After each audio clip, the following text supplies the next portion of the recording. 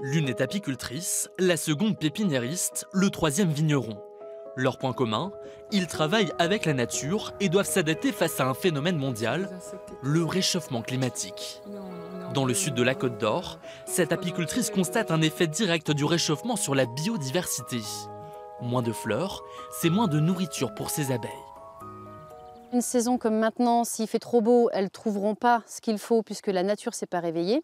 Mais même en plein mois de juillet, s'il fait trop chaud, les fleurs n'arrivent pas à vivre correctement. Donc les abeilles ne trouvent pas de nourriture et nous, on ne produit pas de miel. Résultat, elle craint une perte de 15% sur sa production et pense désormais à l'avenir. La logique, c'est de conserver une abeille qui est assez rustique pour qu'elle arrive à trouver des ressources et l'aider à en créer des ressources. S'adapter, c'est aussi le quotidien de cette pépiniériste. Pour éviter que certaines fleurs soient brûlées en été, elle a dû trouver des variétés moins sensibles. On nous demandait auparavant beaucoup d'hortensias, grosses fleurs, magnifiques l'été, sauf que c'est une plante qui n'aime pas l'excès de chaleur. Donc on a développé, des producteurs spécialisés ont développé des variétés d'hortensias qui vont être plus adaptées, moins besoin d'eau. Mais surprise, depuis quelques années, Catherine peut désormais proposer à ses clients des plantes plutôt inattendues dans la région. Là, en l'occurrence, c'est un figuier.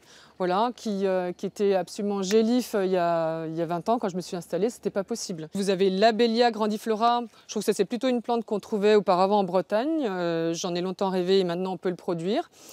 Dans ces vignes, Sylvain Pabion constate que les récoltes sont désormais de plus en plus précoces.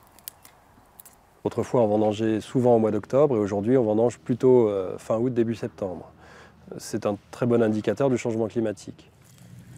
L'année dernière, les récoltes ont été moins fructueuses. Et pourtant, ce domaine a connu l'un des meilleurs millésimes de son histoire. Des raisins plus mûrs, ça signifie des vins plus colorés, plus concentrés, plus charnus, plus intenses au niveau aromatique, et donc forcément des vins qui séduisent plus la clientèle. Tous les professionnels ont désormais les yeux rivés vers le ciel, le vrai baromètre aujourd'hui de leur activité.